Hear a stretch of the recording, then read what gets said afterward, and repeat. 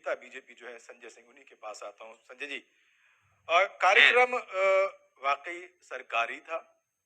उसके बाद जो नारे लगाए गए, उस नारों से ममता बनर्जी को ये लगा कि ये कार्यक्रम सरकारी ना होकर के बीजेपी का है और बीजेपी इसलिए नारेबाजी करे, जिसमें उनको आपत्ति है और वो मंच से नीचे आ गई।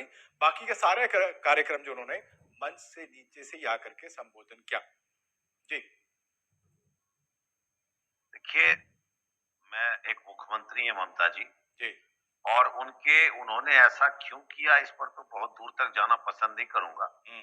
लेकिन इतना जरूर कहूंगा कि जनता जनता होती है, जनता जनार्दन होती है, और अगर उसके पास पूरी अभिव्यक्ति की आजादी है। हम्म। कार्यक्रम सरकारी था, राज्य सरकार के कर्मचारियों के लिए, रेलवे के कर्मचारियों के लिए, सेंट्रल गवर्नमेंट के कर्मचारियों के लिए।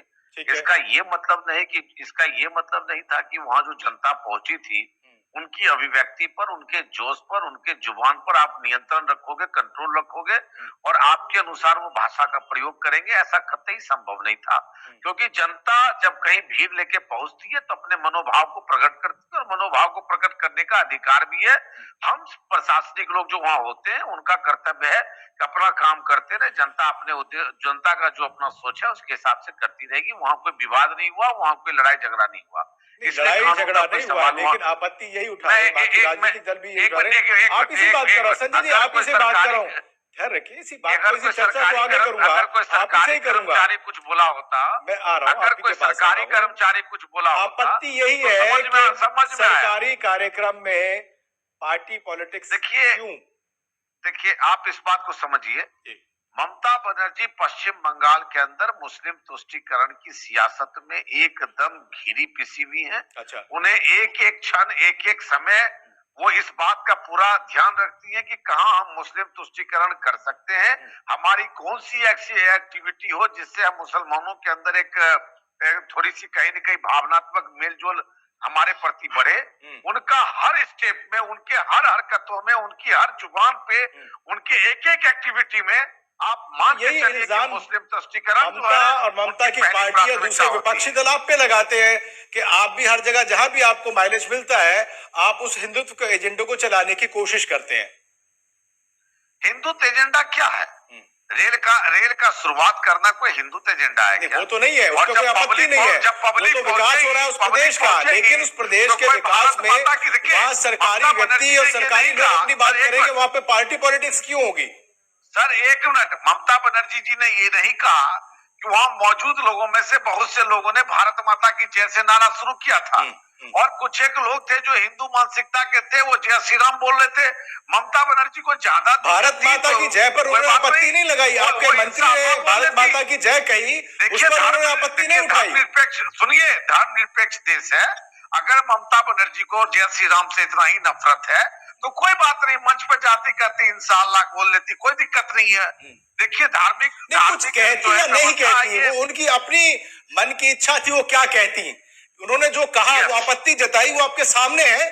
बहरहाल मैं आऊंगा, क्योंकि देखिए आपकी अपनी आइडियोलॉजी है, ममता बनर्जी की अपनी आइडियोलॉजी। आप अपने वोट बैंक पे काम कर रहे हैं और ममता बनर्जी अपने वोट बैंक पे काम कर रही है। हमें लगता है कहीं न कहीं से कोई अच्छा प्रबंधन नहीं है, अच्छा नेतृत्व की निशानी नहीं है। चलिए ठीक है, मैं तो जहां पर नेता अपने कार्यकर्ताओं के साथ जा रहे हैं, तो वो अनुशासन वहां क्यों नजर नहीं आता? इतना बड़ा मौका, दुख की घड़ी, ऐसे में इस तरीके का उन्होंने जो कर दिया, उससे लगता नहीं कि सारे रंग में भंग डाल दिया? मुझे बड़ा आश्चर्य हो रहा है, मैं इस पैनल पे बैठा हूँ जी, और आप लोग कैसा एक मैसेज देने की कोशिश कर रहे हैं कि जैसे प्रभु श्री राम का नारा लगाना, प्रभु श्री राम के बारे में बोलना, जय श्री राम कहना, ये अपराध की श्रेणी में आ गया। अपराध नहीं सर, कटुता के बिल्कुल अपराध की श्रेणी में आ गया। क्या ये कटुता की भाषा हो गई? क्या इस भाषा से देशभक्ति का हनन हो गया?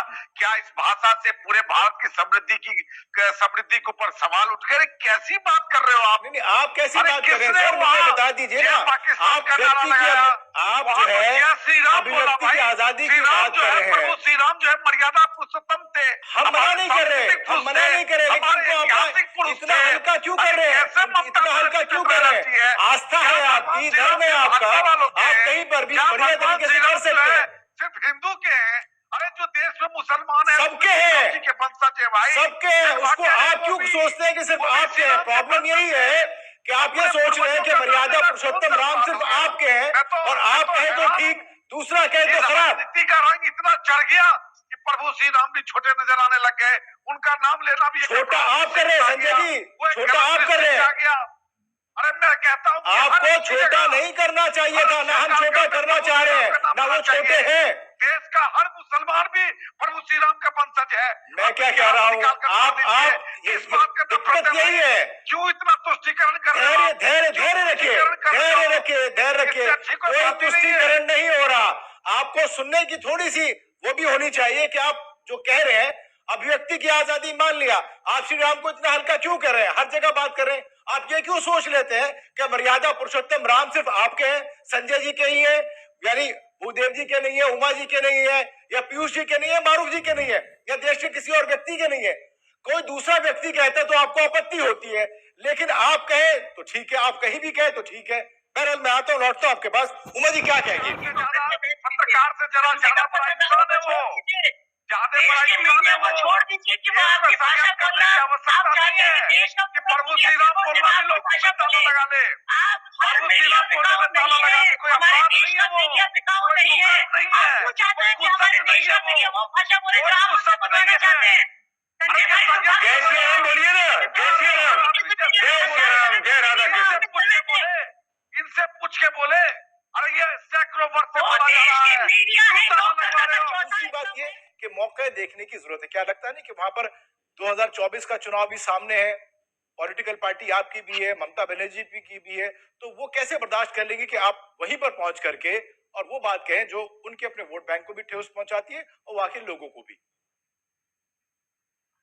देखिए, विकास की सौगात उत्साहवर्धक चीज है जी, और प्रभु श्री राम का नाम जो ली जाती है वो एक उत्साह का भाववाचक है। अच्छा, कृपया इसको गलत ना समझे, ये आप गलत ना समझे, हमें से कोई गलत नहीं समझ रहा। अंग है, ये हिंदुस्तान के संस्कृति का मजबूत अंग है।